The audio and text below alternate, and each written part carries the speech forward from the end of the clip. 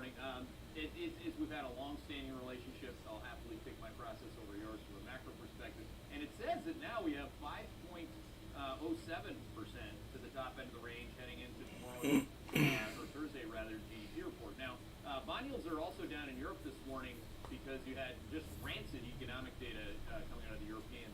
If you look at these Eurozone PMIs, they are, if you take out the pandemic, which is rancid beyond rancid, this is, again, the lowest level of PMIs, economic readings, forward-looking readings, leading indicators in Europe in a decade. Okay, so again, this is terrible. It's 5 straight months of down. Our European shorts fully loaded with the euro, again, have worked wonderful, really, since August 1st. So staying with that, but also on the rate side, staying with the process. So again, you have everyone on CNBC is a rate expert now. Yeah, they don't talk about the bond market until they have to. And here we go. So again, a big higher low, the BHL there with the 10-year yield at 463. Now, really, the range didn't change on the 2-year yield. So again, I quite like days like that where it gets really noisy on rates from a macro perspective, and they're highlighting their big calls and the big bills. And there you go. You have to do it on the other side. Point number 3, energy stock. Now, we weren't just buying the damn dip in dollars. Now, you know the dollar was closer to the low end of the range because I hit real-time lows. Now, you're not at the low end of the range in XLE, which you can see because that's published daily. You were not at the low end of the range in oil, for that matter. It was not at the low end of the range. So unless it's at the low end of the range, I'm likely not going to execute in real-time alerts because some subscribers, new ones, seek perfection. There are other subscribers who are like, I don't want you seeking perfection anymore. I want you. Walk. Why the hell you walk your dog? I got a lot of dogs. But yeah, come on, let's get real here. I mean, we went from obviously from being very long of energy to selling some when it's up to buying more when it's down. You can see everything that we bought in the portfolio solutions product, which is of course updated daily. The re-ranked asset allocations, the rates would be right there for you, and those are your top. Hey, look at this. Right here. There's some snug left. Okay. Now, this I really appreciate because I'm not just trying. This isn't a one-way relationship here. I'm trying to help you be better. You're trying to help me be better. So this is, and thank you. RA is going to be happy with this. Meet Jamie and RA, Raymond. Okay? From Finnegan, the founder of Burns Best. You can do it and shout out so that Keith's dog has better breath. Who were terrible. Remember I had that? I said, oh my God, you got terrible breath. Look at this poor guy. He was depressed the other day because one of my daughters said, so I feed him now we're going to get all the feedback. Don't do that! You could kill him! I get it. Anytime I tell you anything about life, you're going to tell me everything that I'm going to tell me. Someone's going to die of walking on fertilized grass. Yes! Can you imagine? I haven't quite died yet. The Puma's breath is still terrible. So anyway, let's see. Bernie's Healthy Hips. That's just going to go to. We got the Bernie's Charming Chompers. Look at that. Got all sorts of stuff. This is great. I'm going to have toys. There's tricks or treats. I'm going to put some of these in some of my kids' Halloween bags and see what happens. Thank you. I appreciate that. I appreciate all of you. I don't say it enough. But look, our experience here together is what it is. Many of you are willing to give me health tips, dog breath tips. Don't feed the dog with the corn on the cob. I like it. You like the corn. But what I'm really trying to say is that it's a two-way relationship, and you've helped me and my family quite a bit, and thank you for that. Also, this morning I highlighted this. Second or third time I've highlighted Jenkins' book, and I'm about to highlight Richie or Rich Paul's book. He's the most successful, or at least one of the most successful agents in the NBA. He came from the hood in Cleveland. This guy came from the hood, as you know, in Piscataway, New Jersey. What I love about these books are these guys from the hood are telling their story. Okay, these are a different generation than me. These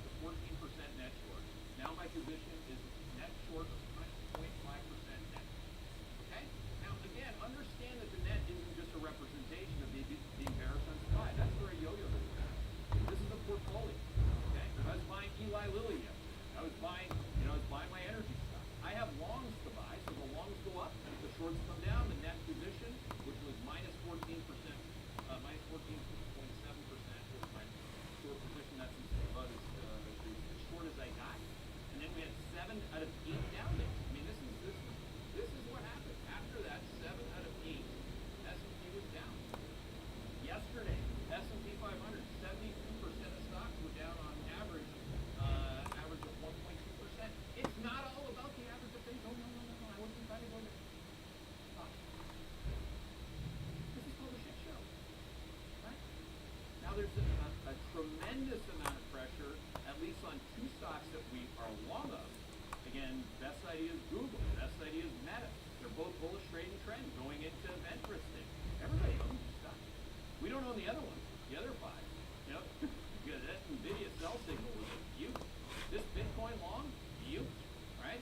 We have ourselves a game that can only be played by players who've done it before in a downward sloping market. Don't forget this, while this is happening, the Russell 2000 was down 0.9% yesterday. It's in the midst of a 17% drawdown. 17%. Telecom Tom Lee calls that a bull market. Bullshit, Telecom Tom. That's a disaster, right? That's down 32% from where we called the site to be. And Tom was bullish up there too, right? Do you think I remember these numbers? I haven't told Trump. This is the game. He remembers every single interception he ever had, and more importantly, the ones that he missed. He tells a story in here about trying to cover Megatron. Remember him? Not Magma. Remember Megatron? Right here. You know who Megatron was? You're really fancy football. But back in his day, Megatron was the man. So he was like playing against Matthew Stafford. He was the first overall pick, young quarterback. And he's like, holy, coach calls my name. Says, Malcolm, get in. And he's like, I'm solo, lined up against this guy. I look up to see him. And it was none other than Calvin Megatron Johnson. 6'5", 235 phenom out of Georgia Tech. He thought he had him picked off. He's like cocky about it even. He read Stafford, and all of a sudden Megatron's hands just come over him, take the ball, and goes the other way.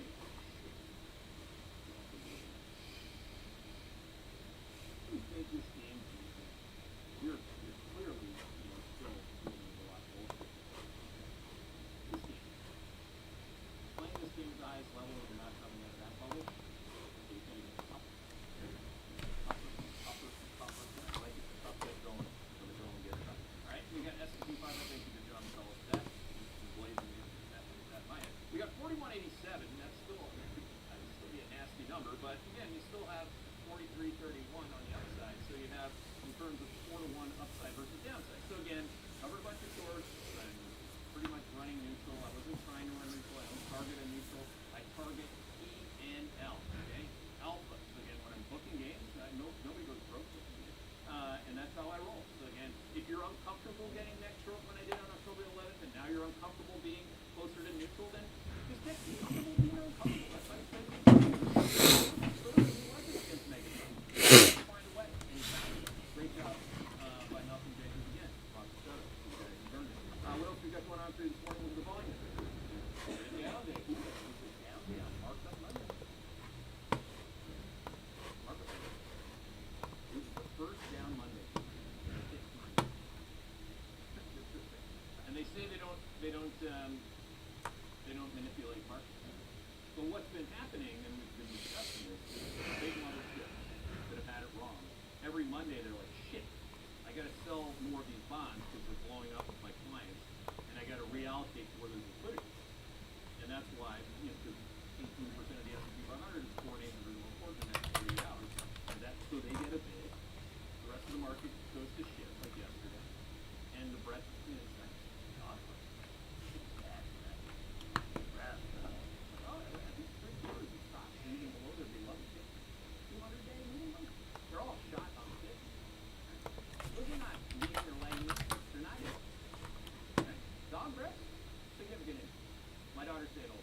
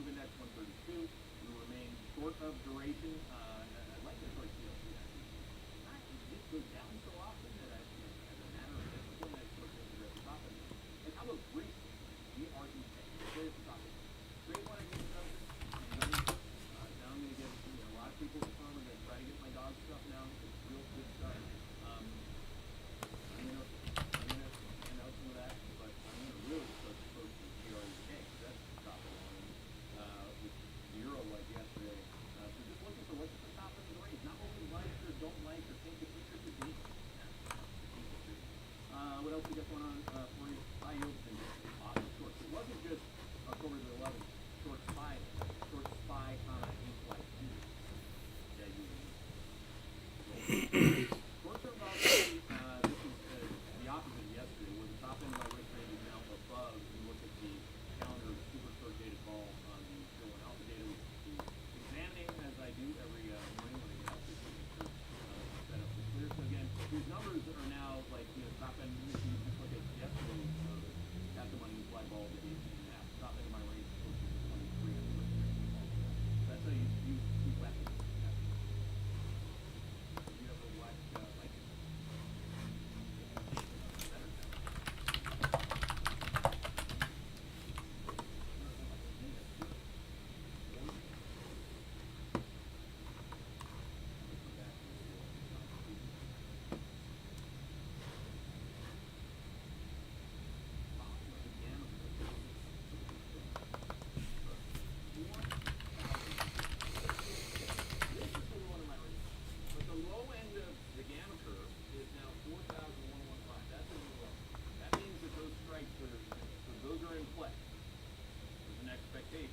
Don't forget that most hedging is now, because people don't hedge the tail, which is why they grew up. So why they did it, we know. But again, now we have these really interesting dynamics with the flip line for gamma well north of where even the top end of my range. You say most hedging is now, but I think what you mean is hedging is 0. Yeah. So people are buying hedging for today. Exactly. Yeah, so you see like on that, let's go again. You see how these lines play close to the 41. That's fire. You go big.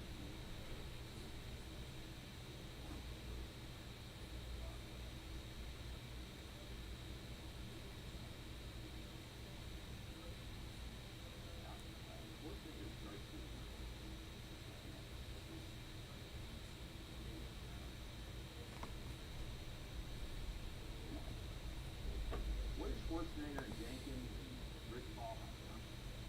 They aren't these yo-yos that piss you off every day in the meeting. Real things achieving real things with no help from the elites. I mean, at least in the initial part. The Schwarzeneggers obviously married a Kennedy, so that helped. I'm not saying what some of you political types thought it was saying. I don't know shite about politics. What I do know is about now, Japan had a bad economic data point. First rate of change slowdown, Jones, about on this. Their bearish trade and trend. EWJ is out of ETF Pro and very close to getting rid of the last Japanese exposure, and that'll be it. That's it for me and for you, the Japanese people. That's it. Has nothing to do with you people. It has to do with the signal and the data. When the signals are breaking, by the way, see how that works? The signals broke immediate term trade. Challenging trend now on the Nikkei. It's right at it. That's why it says neutral. And then the October Japanese services PMI rating for October is low. See how that works? Signal to quad. Signal to quad, which is the economic data. Great job. Doesn't mean that you made money. I don't know you lost less because you didn't dogpile into Japan. Japan's been right at the bottom. I only have one asset allocation left, and it could be gone. Okay? That's what I think about that. India, oof, it broke trade yesterday. Can you buy any equity other than Pakistan? That's not a bullish thing. India has not shown yet a slowdown in any economic trending economic data series of matter. But maybe, Josie, this means that they're about to.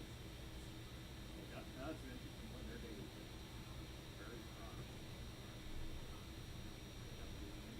Yes, Indy got cost. So I go from 3 down to 2. Estimate and INDA, yeah. I've been buying the damn dip, and no, that didn't work. At least yesterday. Okay, thanks. European short is fantastic. Did I say I'm going to short some 3?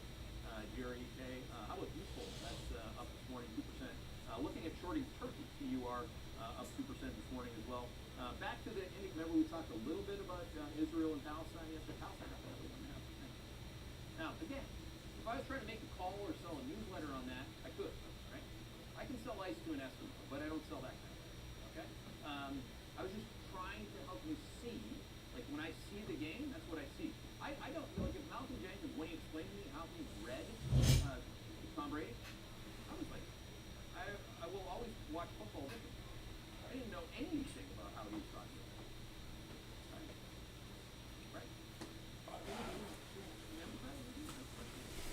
Why didn't Tom Brady go over to Um,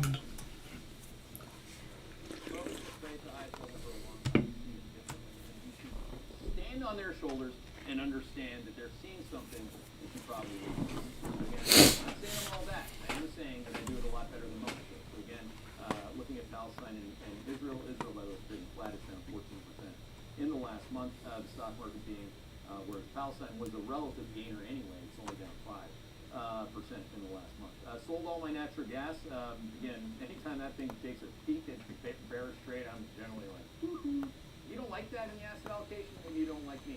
I really get rid of things quickly because if the signal doesn't stand strong, I don't need it. I got something else, and I can bring something else. And I have, buying the corn on the dip yesterday as well. On the commodity side, copper still bearish trend. Oil, we find that, like I said, immediately from upside to 89.97. So that signal, so you could say Palestine's up, and you say oil's up too. So whatever, you never use one thing. There's so many things on this page, Jonesy can validate or verify that. What else we got going on for you? Big higher high on the 10-year yield. Did I say that already? I think I did. I should have, and if I didn't, I should say it 3 times. Bitcoin up 9%.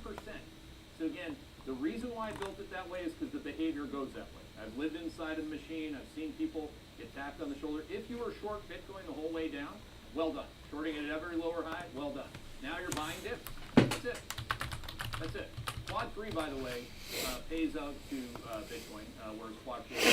So we have a real tough road to go through. We're still going through, the market's trying to discount multiple Quad 3s on a monthly basis, and then we hit the Quad 4s again in January and February, which Bitcoin, from a quad perspective, doesn't like, but the signal might like. This signal might go away, by the way, by tomorrow morning. So again, stand ready and stand tall. Stand on that hill, execute on your process, and take the play. Okay, let's start with Bitcoin. I knew it. I knew it. I bought a little. I'm not going to really make much money, but when it went neutral, because that was an interesting change. That means a good bullish trade. Yeah, my thought was, then goes bullish trade. If you get a blue share played out, maybe I can buy you 2 shares. Something. It wasn't that much money, but you and Rick Abeda had an interesting exchange. Well, we've known Rick a long time. He's actually my first hedge fund interview like 22 years ago in New Londoner. Really? Redcoat, him and Swifty. They're analysts at Redcoat Capital. Yeah. He's a very good kind of fundamental analyst, has success with raising capital and all that. So we get an interesting exchange on Twitter. Maybe that's a way to kind of frame up your thoughts on this. Well, I think at Gendron you probably have, so let's just, so I think if you go up to the tweet above that, just to say, no, he said, yeah, so this is what you'll see a lot of people say today, stuff like that, right? Bitcoin is the new gold. So look at, my answer to that is not going to change, Jonesy. So I said 2 completely different assets with completely different historical vol profiles and parameters. Right? Yeah. So, and then I think after that, his reply was something like, young people, it'll be for young people, whereas, okay, so that comment by Rick, as he well knows, because he's had plenty of investing ideas, but if you have that have and have not worked out, just like all this, I just don't do it that way. Okay, I look at all assets that trade on a price volume volatility basis. I don't look at all assets that trade after a price move and say, how do I create a narrative to sell a newsletter that's really believable? I'm not saying Rick's doing that, but he does work for a company that does that. That could be right, correct. Anything can be right. I would submit that I'm not that smart. Okay, so I'm not ever going to tell something what it could, should, or would be for a whole generation. That's ridiculous. The reason why gold is what it is to investors across a far longer duration is because of its volatility profile and because of its relationship to real interest rates. It has nothing to do with it. Well, I guess that is historically real money. Yeah. All right, last I checked, the gold that I have in my safe and the jewelry that we have is worth X. It's a tangible asset. Go ask somebody in India I don't know if Rick's listening or not, but Rick, you go ask people in India, why do you hoard gold? I mean, or why would you hoard Bitcoin? You go ask somebody who has no money, but that's their life storage of savings, you're going to get different answers. And so it's not ever going to be Rick's answer, and it's never going to be my answer. But my process is going to be my process. I wouldn't believe Rick or Jesus Christ himself on that topic. Now, what I'm going to do is say, okay, if this thing, it's like gold, by the way, but they're not the same. Totally different. One has a 17 vol right now, one has a 25 vol. One has a historical vol range that's far wider than the other. And all I do is allocate assets based on those parameters, not storytelling, not narrative. Narratives are generally created for people that wouldn't know otherwise but need a shortcut, right? So, again, we understand why. That's human nature, and it's what it is. So on pullbacks towards the middle of the range, or even the top third of the range, I would dabble there. But I can't put it in real-time alerts. It's in the crypto tracker. You can see the BITO, for example, BITO, risk range every single day. You can see, and it's not just Bitcoin. I mean, Sol, that thing broke out as well. SOL. But again, you could be SOL if this thing's down 15% a day. So again, you can scroll through and you can see which ones. What's interesting to me, Jonesy, is that the Bitcoin-sensitive equities that I measure and map these every single day myself before 6 o'clock in the morning. I got to bloody well type in coin. I got to type in BLOK. I was going to ask you about the Maestro. And MSTR is bullish trend for the first time that I can remember, which is probably going back to Q1 of 2022. And again, it's done this. Actually, no, it's not done this before. Or you would have seen that in the crypto track. You've seen it go neutral, but you haven't seen it go bullish trend. Can you guys actually pull up that chart of Bitcoin again? You just had up. Okay. Yeah, right there. So one thing one of my investing rules is Don't every time you chase something like that, at the very end you lose money. In the short term, I'm not I'm not going to say that Bitcoin is not going to consolidate the range will be higher, but I've chased things so many times that I'm actually not like Yeah. It's also, what I'm happy about is that you're like, I didn't have to walk your dog or give him, you don't have a dog, but I didn't have to give you some breath mints. You're like a big boy, he's worked hard, he doesn't need Keith McCullough to tell him what to do. He just knows that the signal changed, so he's doing something. Okay? Now, I got a lot of fish to fry, so I didn't do anything there, but the good thing I didn't do was stay short Bitcoin. That's a profitable decision. Okay, I wanted to get into, we talked about this yesterday, you touched on a little today, but the setup, because we have Google and Microsoft after the close, it's sort of interesting. On AI, for whatever reason, sold the boat today. Sold which one? Not sold, closed longs, I think on both Google and Microsoft today, Yeah. which I thought was interesting. Eyeball on XLK, with both those stocks, at a 2.0 standard deviation from eyeball premium. So you have this interesting setup where people may be very happy or very disappointed. How are you thinking of that kind of? Well, I mean, XLK in particular, that's so disappointing. I mean, let's just take a step back. Let's just share a moment for people that are there. I mean, this is terrible. I mean, if you look at XLK and you're like, okay, I gotta buy this. I'm missing. I am no longer gonna miss out. Let's see. It was at 177. Ooh, geez, it was at 180 in July. Yesterday it was at 164. So that is currently called a 9% drawdown, where you made that terrible decision to buy. Just like the Bitcoin thing, but actually back then it was bullish trend, if you'll recall. It's actually very similar. So it would be similar. So you have bullish trade and trend as Bitcoin now. Back then it was bullish trade and trend was tech. So it's like, if it's bullish trade and trend, I'm gonna miss it. Well, what you just missed was getting your ass kicked if you execute on the process across the full investment cycle process. So of course now going into these things, what typically also happens, Jonesy, is that people pay for protection at the single side. So you're going to see go to the eyeball table. Can I draw on that? You're going to see these, which were already ballooning. So what happens to buy puts or buy protection on their widely held asset allocations in stocks in this case, and they buy it ahead of the event, or they sell calls or whatever. So you can see, like, look at this. I mean, this is 78%. I mean, Apple only a week ago and a month ago was 12, right? So that's why it's, to Jonesy's point, a 2 standard deviation rule. This is a TTM Z-score. So anything north of 2, it's like now everyone is overly protected. This is another reason why yesterday I said, I'm covering shorts on red this morning. I'm not pressing shorts. One of the questions was, what do we press? Because now you feel validated. Okay, now it's like gonna be like the 8th down day in the last night.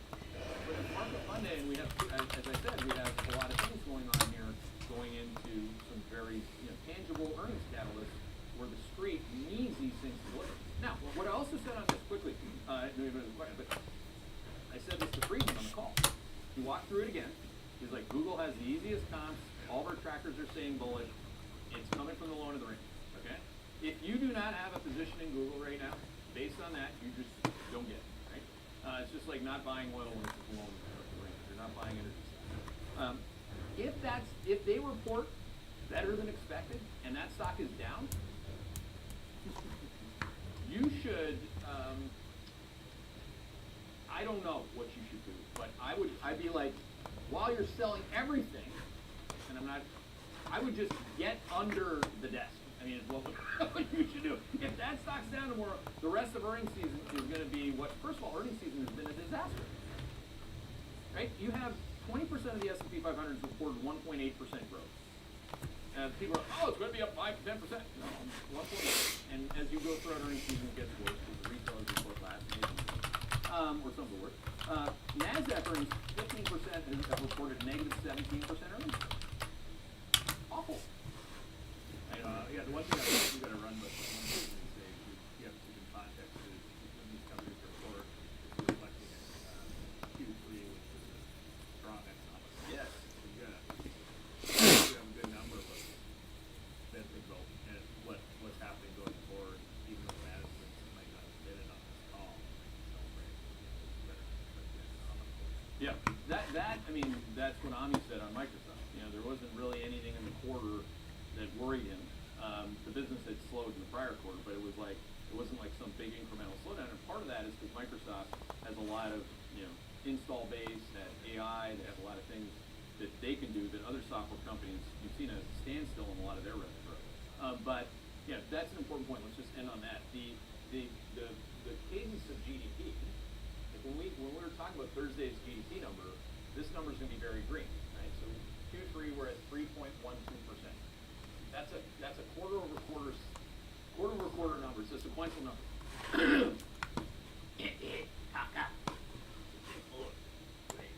Minus 0.6%, and Q1 we're at minus 1, 0.52%. So you're going to quickly go from everything is great to, by the way, what day is today? It's game 205. It's the 24th of October. What quarter are we in? Right? So management teams, what they'll generally do, and CNBC aids and abets this because they're completely clueless and or just getting paid ad dollars from these companies. They're going to be, great quarter, guys. And they don't want to talk about the first 3 weeks of the quarter they're in. Now that's a tell as well. Now Google doesn't give guidance. So again, one of the other reasons why if Google's not up, don't go under the desk. That was wrong. Only time go under the desk is if you drop something under there or Boomer's under there. He has better breath, go under the desk, play bit. I love him very much. All right, we're going to wrap up there. Back out tomorrow morning at 9 a.m. Take care, everybody.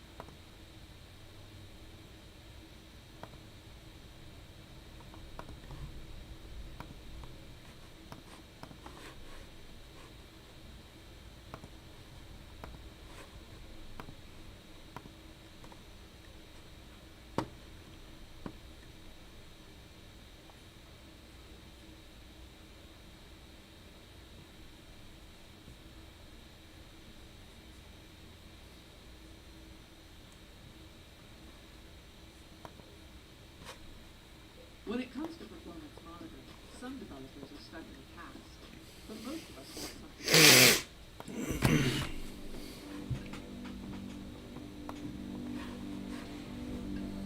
So in the last episode, which I recommend that you watch before getting into this one, we ended with the final years of King Shalmaneser III of Assyria, as well as the beginnings of the Yehu dynasty of the Kingdom of Israel.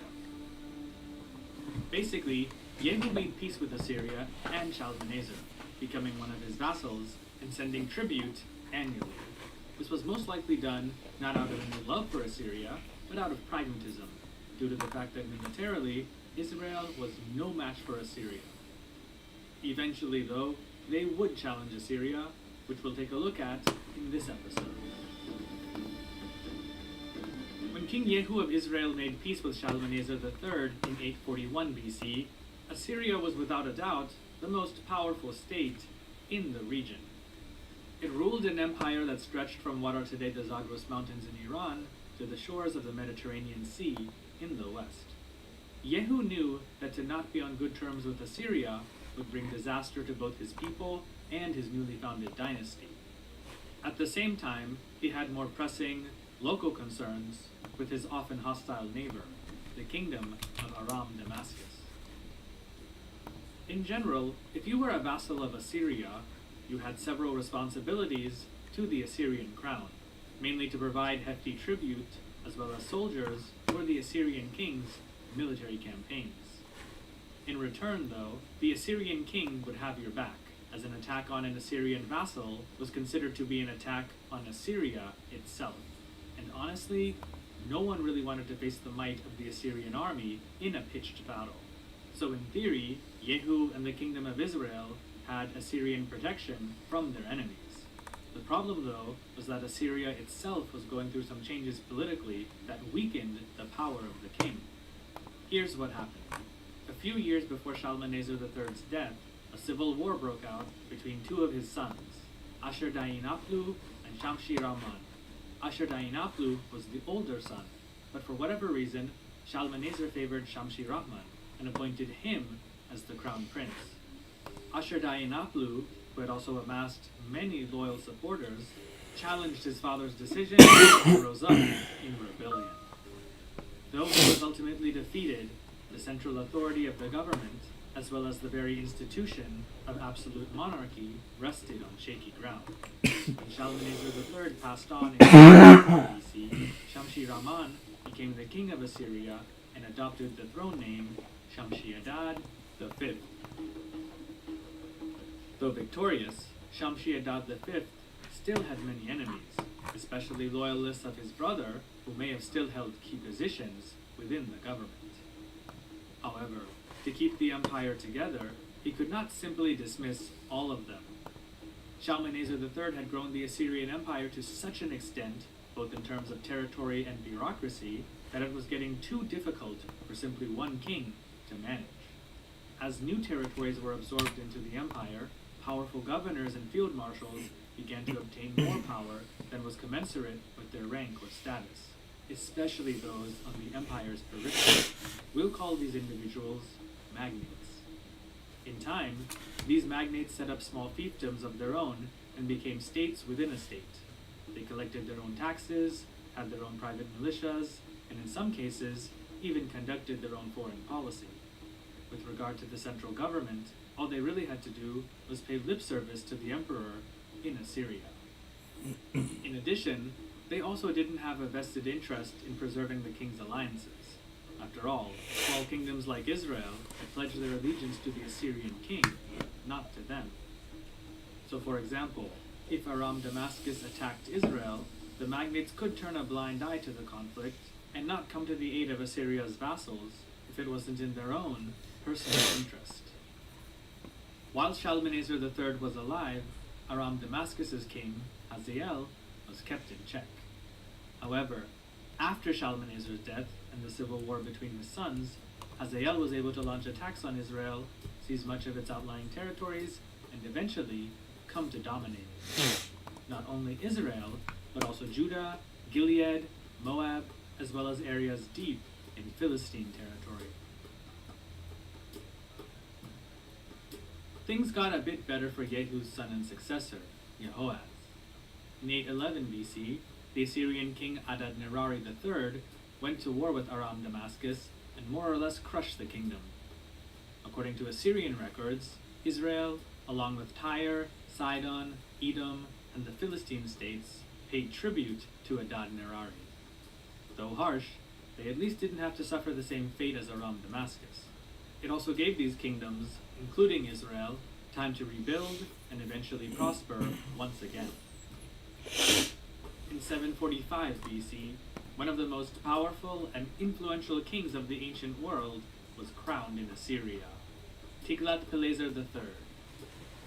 He reorganized and modernized the Assyrian army, as well as took a more ruthless, take-no-prisoners approach towards his enemies, both foreign and domestic. Governors and field marshals were replaced with Tiglath-Pileser's loyalists, and once again, Assyria's frontiers expanded in all directions.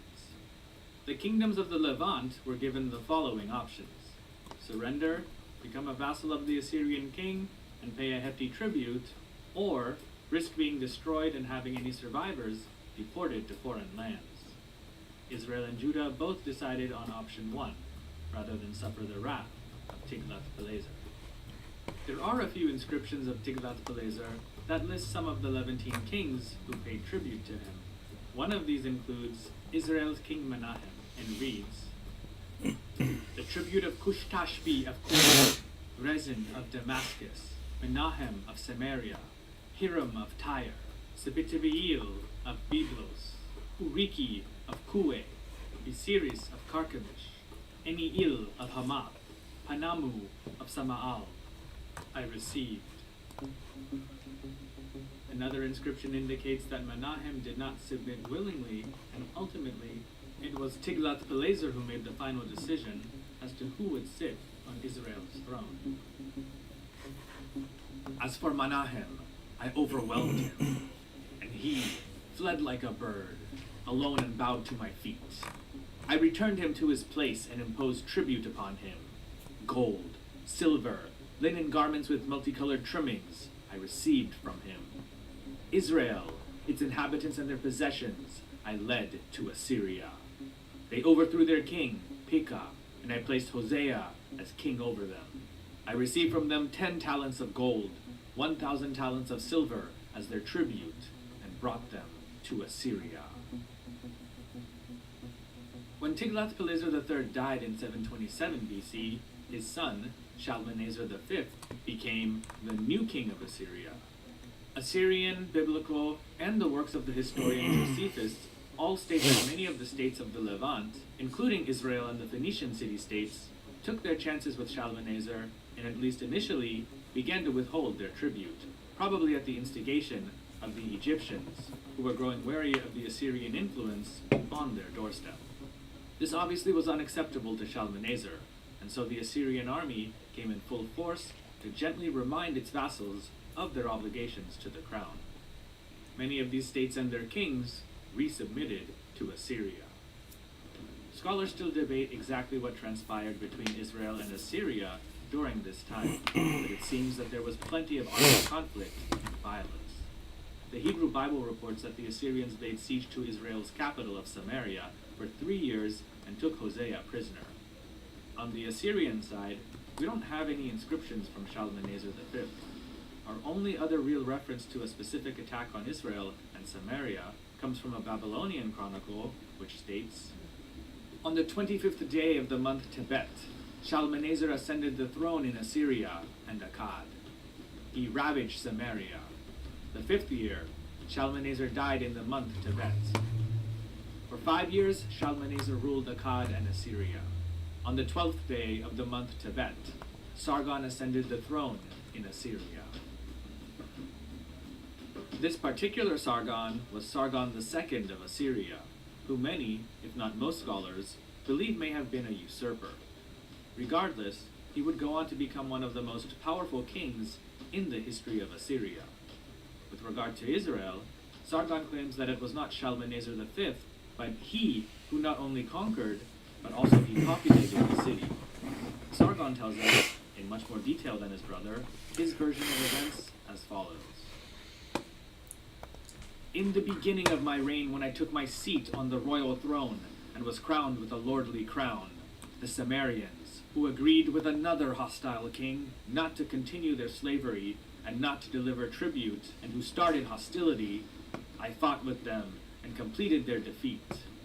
27,280 people who lived therein, with their chariots, I carried off as spoil.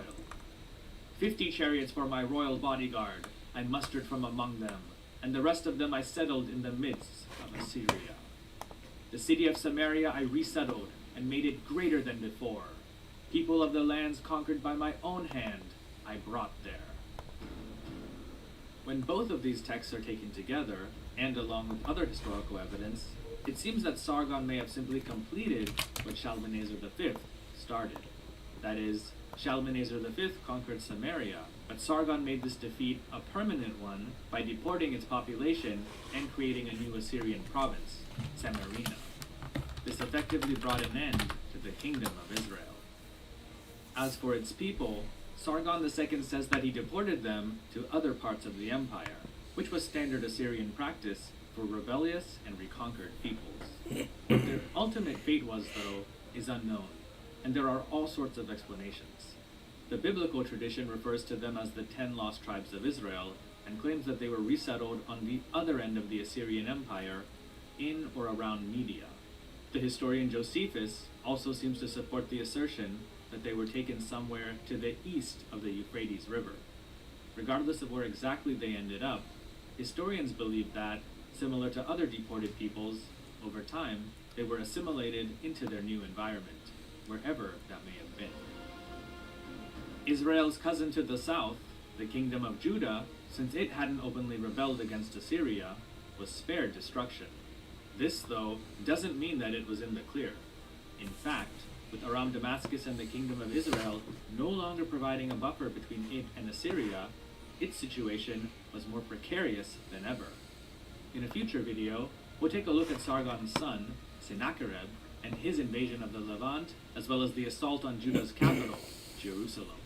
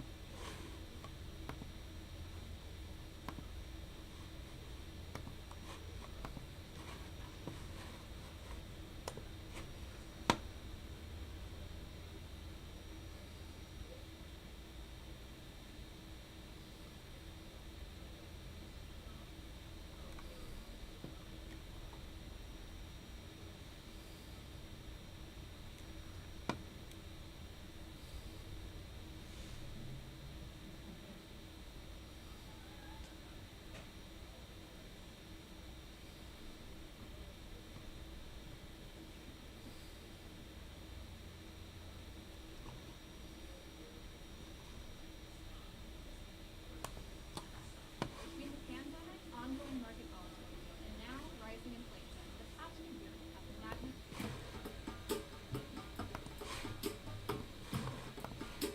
The Philistines are probably one of the most interesting and misunderstood peoples of the ancient world. When many hear the word Philistine, especially in Western culture, it generally has a negative connotation, and at least in the past, was used to describe someone who was uncultured or barbaric. In the Hebrew Bible or Old Testament, they were seen as one of the Israelites' main antagonists. However, modern archaeology is uncovering a rather different view and showing that far from being barbaric, the Philistines were a culturally sophisticated people that maintained a unique identity in southwestern Canaan for over half a millennium. In this short program, we're going to take a quick look at Philistine history. Before we talk specifically about the Philistines, we first need to take a look at those who have come to be known as the Sea Peoples. This is because most scholars believe that the ancestors of the Philistines belong to one of the groups that made up the Sea Peoples, known as the Peliset. The early history and precise geographical origin of the various groups that made up the Sea Peoples is unclear. There are many hypotheses out there that scholars continue to debate. However, there are some things that they do tend to agree on. Around the 13th century BC, the Great Mycenaean civilization of Greece and the Greater Aegean collapsed. It's not known exactly why. It's possible that it could have been due to climate change or drought, a natural calamity such as a volcano, or some other unforeseen circumstance. What archaeology does seem to confirm is that after the collapse of Mycenaean civilization, mass migrations from the Aegean took place. As stated earlier, the people that we call the Philistines are believed by most scholars to have been the descendants of one of the groups of sea peoples known as the Peliset. We first really hear of the Peliset in ancient Egyptian inscriptions and texts, the two most notable being those at the mortuary temple of Pharaoh Ramesses III, as well as in the so-called Papyrus Harris, which covers the reign of the same pharaoh as well as a bit of his son, Ramesses IV. Let's first take a look at an inscription along the walls of Ramesses III's mortuary temple at the site known as Medinet Habu. Part of this inscription reads, "The foreign countries made a conspiracy in their islands. All at once the lands were removed and scattered in the fray. No land could stand before their arms, from Hatti, Kodi, Karkemish, Arzawa, and Alashia on, being cut off one at a time. A camp was set up in one place in Amuru. They desolated its people, and its land was like that which has never come into being. They were coming forward toward Egypt, while the flame was prepared before them. Their confederation was the Peliset, Tejeker, Shekelesh, Danuna, and Washesh, lands united. They laid their hands upon the lands as far as the circuit of the earth, their hearts confident and trusting."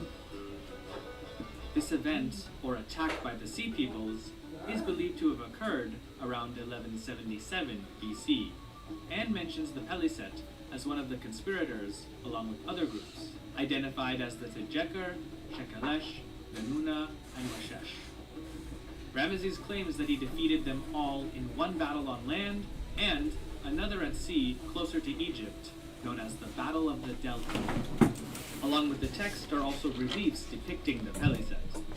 They were distinguished in appearance by the wearing of feathered headdresses and what appear to be some type of kilt. They're basically divided up into three groups, as infantry, charioteers, and non-combatants. The infantry and chariot units appear similar to those of the Egyptians at the time.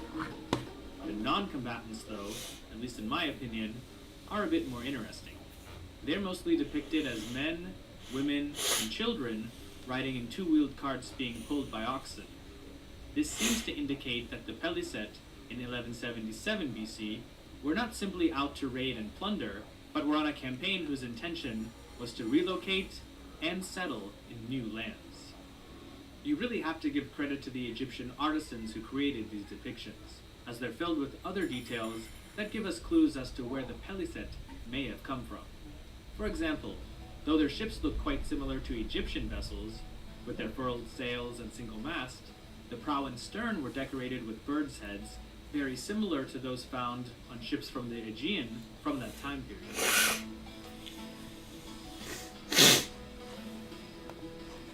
Let's examine the second important Egyptian source that mentions the Peliset, the Papyrus Harris.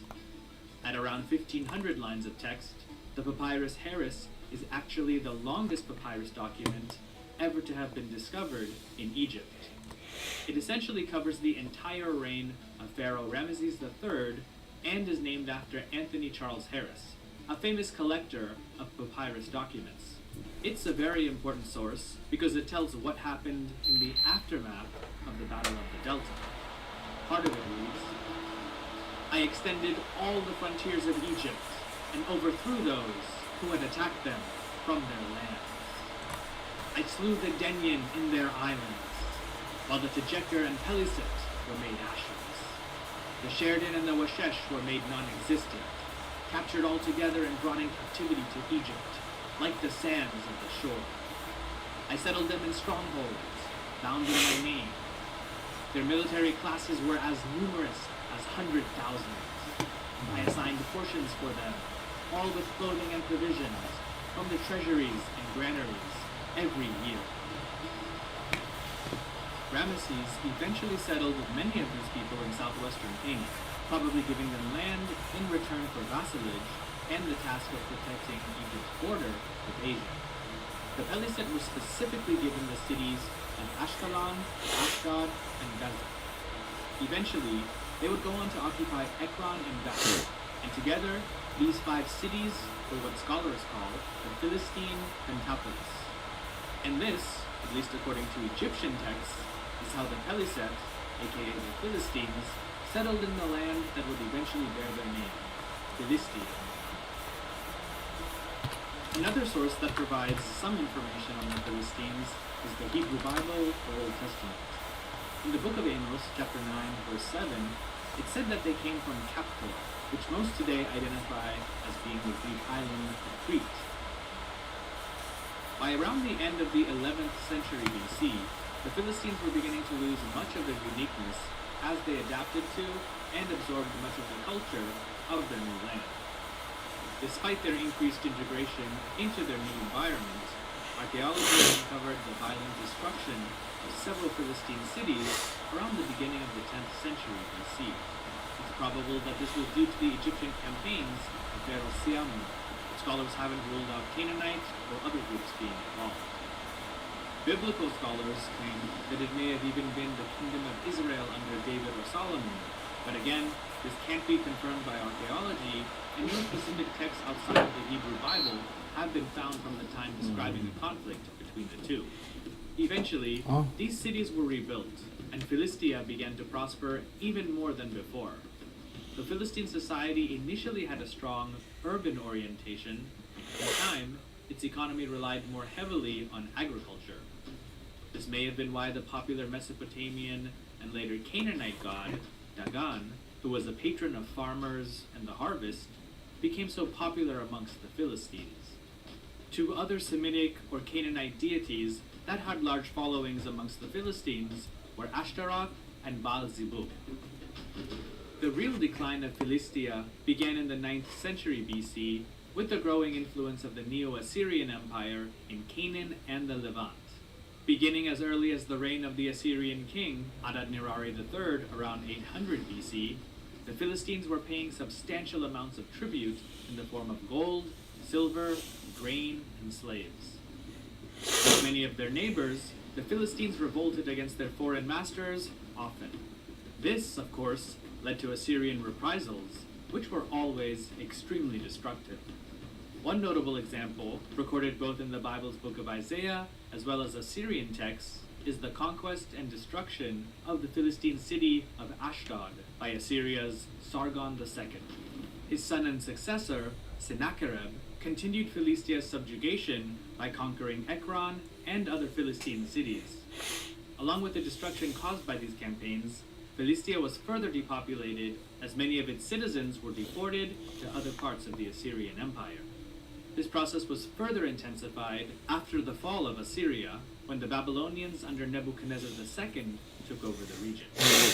Though in later years many of these cities were rebuilt and reoccupied, by then they had more or less lost their distinctly Philistine character, especially after Alexander the Great's conquest of the region, when their inhabitants became increasingly Hellenized.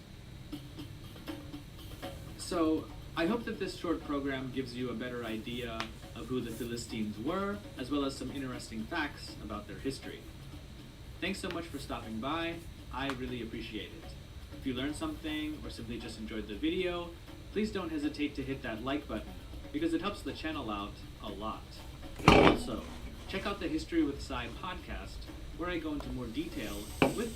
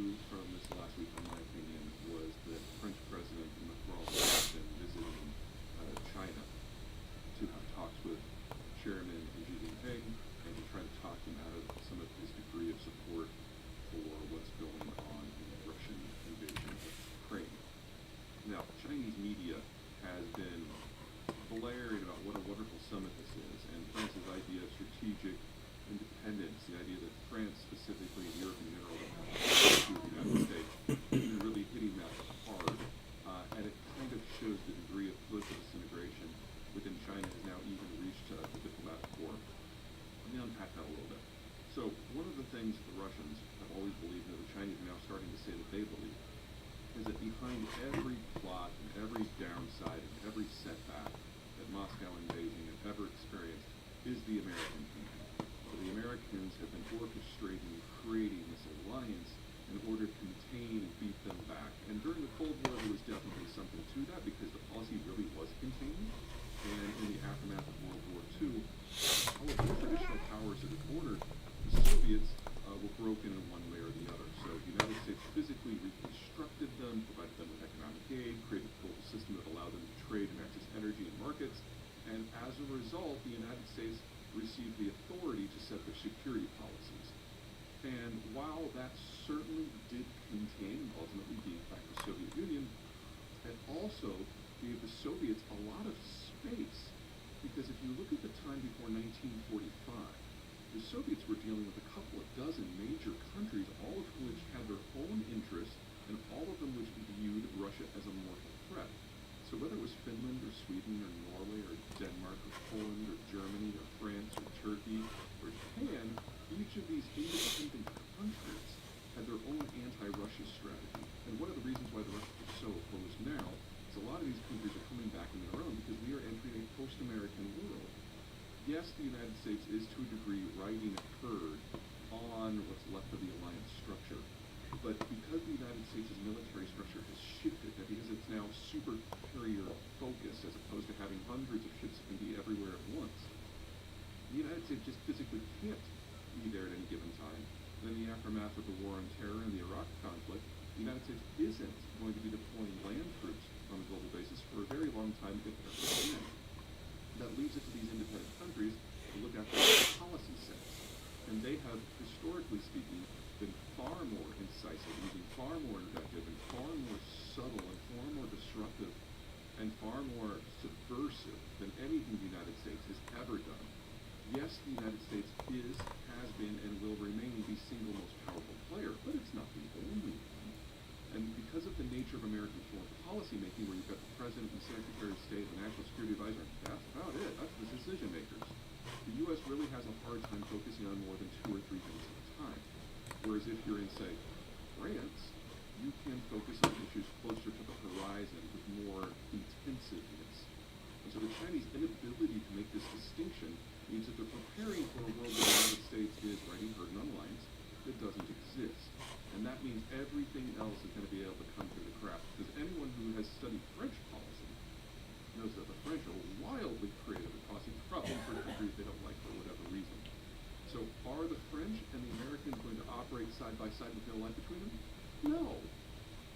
We're partners, we're friends, to a degree we're even family. But we don't always see things through the same light, and yes, Washington does find that annoying from time to time as the French, from our point of view, go off.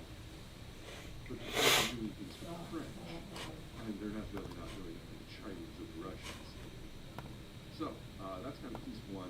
Piece 2 is look at the array of countries that we are going to be doing this. The French are actually a minor power in the East Asian sphere. I would be far more concerned about countries like Japan, which has the world's 2nd largest blue water navy, who has the capacity of shutting down the sea lanes that go to and from China without help from the United States. I'd be worried about the Taiwanese because militarily they're not going to conquer the mainland anytime soon. They still have the intelligence apparatus operating within China already. This is the only thing they care about. It causes a significant amount of harm and disruption, and of course, gather information for others. I worry about Vietnam, which has a coastline on the South China Sea that's over 1,000 miles long that the Chinese have to sail down. The Vietnamese don't even have the navy to disrupt Chinese commerce. I worry about Australia, which is in the process of getting nuclear submarines and, more importantly, mid-range air-launched cruise missiles, which could disrupt everything the Chinese can do. I would worry about India, because they have any coal and have completely wrecked the Chinese economy. None of these countries, with the possible exception of Australia, really operate as deputies of the United States. All of them are creative. All of them have their own capacities, and all of them have their own reasons for tearing down the Chinese system. China is dealing with a multi-sector opposition of countries that can think for themselves and act. Chinese let them fall into this trap. I mean, this really is Soviet-style groupthink in play here. Aren't the Chinese thinking 36 ahead? Aren't they the chess players while the Americans are the checkers? Yeah, that's a bunch of bullshit. About 7-8 years ago, the cult of personality forming up in China reached the point of no return and started taking the official form of something called Xi Jinping thought. And that sounds a little bit groupthinkish, it's because it is. The idea is not only do we have a party ideology, we have one dude who's setting our goals, setting the process that we use to think and evaluate everything, and we need to all think like him. So in his first 5 years as premier, Xi purged the party of everyone who was an alternate power center against him. And in his second 5 years, he went against anyone who had any independent decision-making at all. So there's no one left. It's just his little form of groupthink is now all that is left. So Chinese diplomacy, Chinese defense planning used to be multi-vector. They used to have a good intelligence system. They used to have a good propaganda system. But over the course of the last few years, that has dissolved completely. And all that is left is this monochromatic thought process that is fixated on a story that is wildly inaccurate, and that is what guides all Chinese decision-making. For those of you who've been following me for a while, you know I think that the demographic situation in China is far past terminal. It's a country killer. You know that I think the financial system is far past terminal, and that's a country killer. And now we have a race with political incompetence as to what is actually going to kill the country first. And long view of history, it doesn't really matter if you're killed by the car wreck, falling off a cliff, or heart disease. But for playing out the history in here and now for the next several years, it really will matter. And if it's policy incompetence that really leads China to its end, the impact on the Chinese population would be particularly horrific. Because this is a country that is dependent upon international connections, not just for its economic wherewithal, but for its energy and food supplies. And the last time we had that sort of break, it was another period where an individual in the Chinese system expressed his version of ideology to everyone's thinking. And that was Mao Zedong thought. And that led to the Cultural Revolution, the Great Leap Forward, and the death of tens of millions of his own countrymen in famine and political purges. We are entering a situation where that's one of the better scenarios for China for the next decade or so. All right. Y'all take care. See you next time.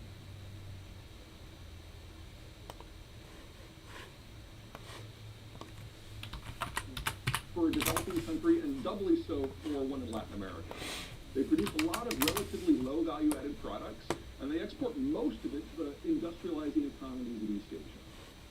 So this is Peru. The value-added industries that we think of as manufacturing are these guys. They make up less than 3% of their export portfolio. And again, this is typical. This is Peru.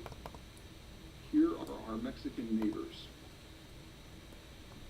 The Mexican economy is larger.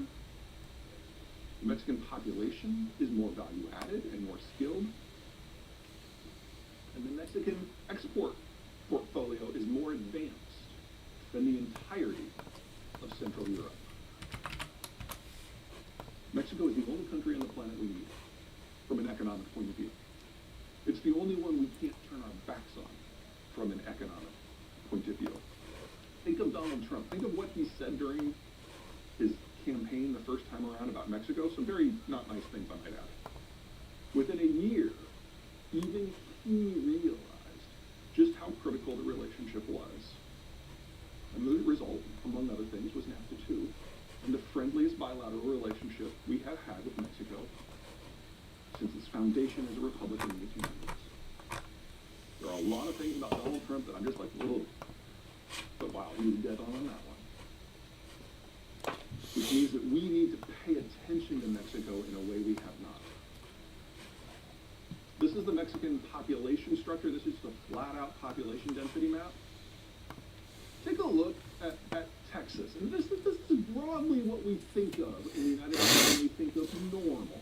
You have a dense population center surrounded by suburbs and then speckles of small towns beyond that. Why? Because it freaking rains in America.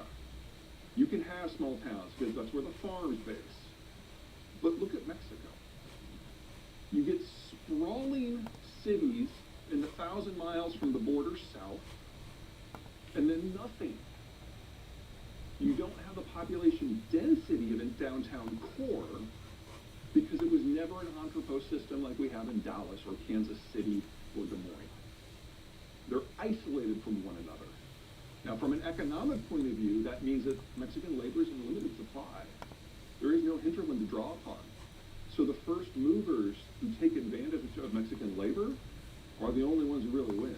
That's one of the reasons why we're seeing the greatest industrialization push in this country right now as industrialists relocate manufacturing plant from East Asia to North America. They're starting to realize that the Mexicans have become a precious resource. But it also means that you guys face a complication. Cartel control now. Now this is from 2015. You guys remember El Chapo? He was kind of badass in a terrifying way. El Chapo was not your normal kingpin. This is not the Sopranos. He didn't run a mob boss operation. He kind of ran a Korean-style conglomerate. He would bring in all of his regional commanders a couple of times a year, and they would compare notes. And he would lay down a few basic laws. You know, don't engage in petty crime. Don't steal widowers' pension checks. Don't mug people. We are drug smugglers. Focus on our core competency. And if you want to branch out, you have to clear it with me first. So people come in and say, well, what about methamphetamines? You think, well, what about methamphetamines? It's like, well, you know, we can get this from this and this from this, and we can run along the same routes to the same distributors in the United States. Approved. What about cocaine? It's like, we can't grow cocaine. Oh, but with a grant from USAID, we can do hybridization. We can probably grow some in Sinaloa. Approved. That's how he ran the place. So in 2016, he became our wanted number one. And we got him. And then he got away, and then we got him again. And now he's in prison forever. Removing that personality, the manager, the guy who saw drug smuggling as a business and not as warfare, changed the map. And here's where we are now. The Sinaloa was the orange. The blue is Jalisco New Generation. They used to be the enforcers for Sinaloa, and after El Chapo fell, they went into business for themselves. They see the drug business as a war. They see intimidation and mass murder as an end and not just as a means to one. Now, this would be bad for any number of reasons. You guys hear about the avocado ban that's in the country right now? That's Sinaloa. I'm sorry, that's Jalisco New Generation. They've expanded into parallel industries, agriculture, transport, tourism, local government, and they are the single biggest organized crime group in the world right now. But their presence north of the border is almost non-existent. But here are the plazas. You'll notice that they are now all split authority. Jalisco New Generation is challenging each pre-existing crime structure to get control of the plazas. American strategic policy on the drug war has kind of an echo of American strategic policy on Afghanistan. When we were in Afghanistan, if we saw two jihadist groups going at it, green on green action, we'd let them go. Not a problem for us. That's kind of how we thought of the cartel wars. But if Jalisco New Generation gets control of a plaza, today Sinaloa, El Chapo's group, is the single largest crime group in the United States. Single largest. If Jalisco New Generation brings the Mexican drug war north of the border, we have a very different problem. And it's not a problem that law enforcement on this side of the border can solve. So whether you're looking at this from a demographic point of view, a drug point of view, a civil authority point of view, a strategic point of view, this is your next war. We haven't thought about how to fight it yet.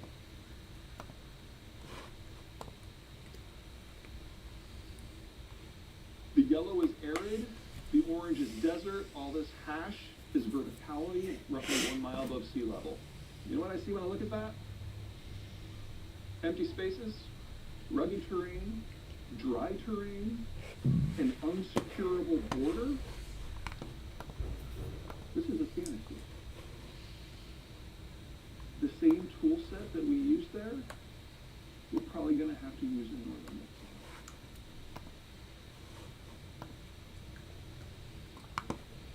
Okay, let's close out with some thoughts we can all agree on. Let's talk about politics. I think it's important to understand the field. So this is a simple 2x2 matrix that everyone falls on. So if you're over on this hard left side, you're an economic liberal, you believe that the government should increase the tax take to achieve some sort of goal, probably redistribution minded. If you're on the far right side, you're an economic conservative and you want the government out of your wallet. If you're at the top, you're a social liberal and you want the government out of your personal life. But if you're at the bottom, you're a social conservative and you think the government has a responsibility to regulate and preserve a certain degree of social morality. And you can put yourself in a corner and kind of combine these two. So if you are a social liberal and an economic liberal, the top left corner, you think that the government should confiscate all private property and use that money to give us all government-issued gunny sacks so that we can sing Kumbaya and all look the same. If you are a social conservative and economic conservative, you think the food stamp program is immoral on its base, and in fact, you think that starvation encourages character building. Okay. In the United States, these are traditional swing voters. Social conservatives, economic liberals. Here's the traditional Democratic Alliance as we understand it. One of the reasons that the Democrats have not done well at the ballot box for the last 30 years is that they are just all over the place. Different factions believe in different things, and any political candidate who tries to run on the issues, Hillary Clinton, Michael Dukakis, they're going to offend at least one faction by saying something that just makes them beyond consideration. And those people don't show up to vote. But the Republican coalition is a lot tighter, and for the most part, their issues don't overlap. So they're a more reliable bloc, even though it's a smaller number of voters. Okay, everybody got that? We put up everybody at the same time. What has happened with the Trump revolution is that one faction of the Republican coalition, totally out of control. Okay, here's you guys right in the middle. You try to kind of stay out of the economic and the social arguments when you can. Don't blame you. With the Trump revolution, one specific faction, the populace, has risen to prominence. Now, this is a group that the Republicans traditionally treated as a vote bank and didn't let into the room where the decisions were being made. That obviously is not working for them anymore. And they've risen to be the single largest voting bloc in the United States today. Based on whose number you're looking at, Trump brought in somewhere between 11 and 20 million voters who had not participated in the last half dozen elections, and has turned them into a powerful voting bloc, and they will not go back. But for every person he brought in, he drove someone away. The business community clashed with Donald Trump for any number of reasons. The fiscal conservatives hate his budget policy, and the national security community had the annoying tendency of telling him when he was wrong. As a result, he melon scooped these three factions out of the Republican Party. They're barely represented in Congress. They were gone from his administration by year 3. They're no longer represented in the Republican Party national hierarchy at all. 2 weeks ago Friday, this boiled up into public mind when the Republican National Committee condemned and expelled Kissinger and Cheney from the party properly. And the response from Congress was thin. Only a half a dozen Republican legislators objected. It's because they've already lost. The party's already changed. Now, Trump did succeed in bringing in some new folks. The unions liked his rhetoric on trade. Hispanics, people forget, are for the most part very socially conservative. I know that there's a lot of folks who think that the Democrats are trying to encourage illegal migration in order to sway the demographic structure of the voting blocks. That's bad math. Illegal migrants can't vote. And Hispanic Americans who are born here, second generation on, are far more likely to vote social conservative, aka Republican, than Democrat. And then the Catholics kind of split down the middle, but half of them basically became evangelicals under Trump. My mother among them. This is today's Republican coalition. It is custom crafted to fight the culture war. And they can't find Canada on a map. This is your problem. The national security conservatives are no longer part of the political process. And I'm not saying that you have to choose becoming Democrats or Republicans. I mean, we go through this kind of shake-up every 30 or 50 years or so. This is the 7th time we've done it. We'll get through it. I'm not worried about that. The process is ugly and it's loud because we're Americans, and this is how we are. But it does mean that here we are at the intersection of major secular and structural forces, turning the world into something we've alternatively never seen before, and maybe have seen a little bit in the distant past, making something fundamentally new. And the military is not part of the conversation. That's a difficult place to be. And you're trying to transform the force, and you're trying to recover and learn from 20 years of military occupations all at the same time. That's hard. In the business world, we call this bleh. Everyone is wrestling with some version of this right now, but very few groups have as much on the line as you do. So the challenge for you looking forward, with either the Biden administration or whatever ultimately displaces it, is to find a voice. And that is going to be difficult because it's something that Americans have refused to do since 1989 that now you need to do for us. We've refused to have an open, honest conversation with ourselves about what sort of world we want to see. And that's just left you guys flaming. Because if you don't know what the goal is, you don't know how to get there. So if you've got a vision, for God's sake, talk about it, write it down, and present it to other people. I don't care who your political contacts are. Left, right, center, far left, far right, doesn't matter at this point. The United States today, we're in this transitional period.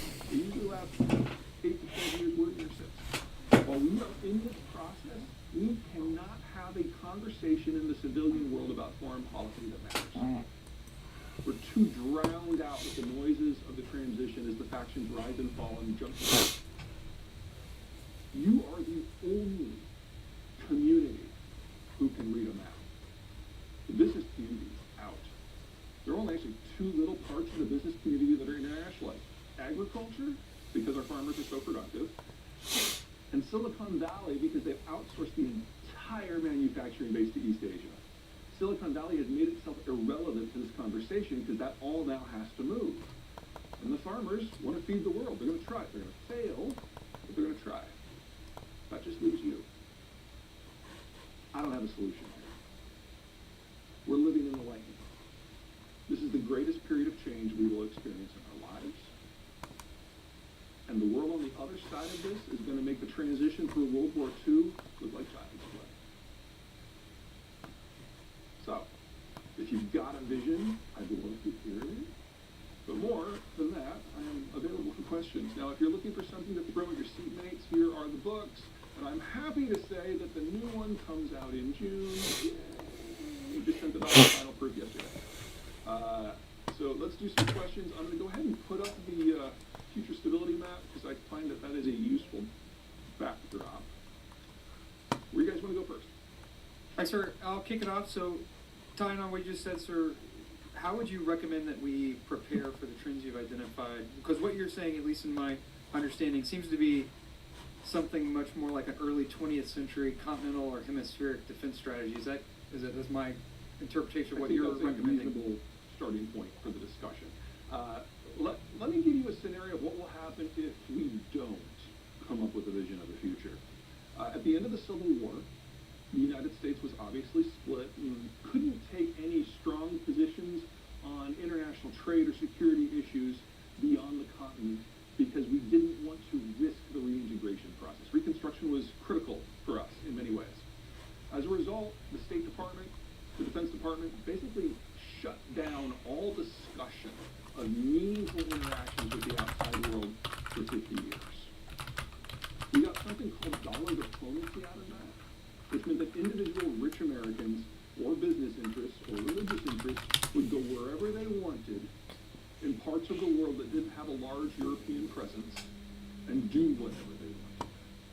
And the result was hemispheric chaos, and among many, many, many, many other things, the destruction of China as a functional power and its eventual fall to the communist system. I'd prefer to not do that again. That's the road we're on right now. Because until our political transition completes, we've lost all guidance. So I can't tell you how to do your jobs. That would be a disaster. I can tell you that you are the only repository of functional information about how the world works in America right now. And if you can't provide discussion and leadership on that topic, it's not going to happen.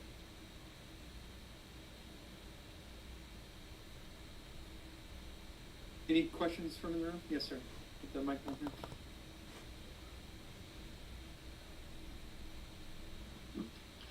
Can you hear me? Hey, thanks. That was fascinating. My name's Ian Sullivan. I'm the senior advisor for analysis of TradeOx G2. So I'm an Intel guy, and I spend much of my time doing what you do. In some ways, but I come at it from a different perspective. Obviously, I don't start with economics. I factor economics into it. I suppose I start on the hard power end in most cases.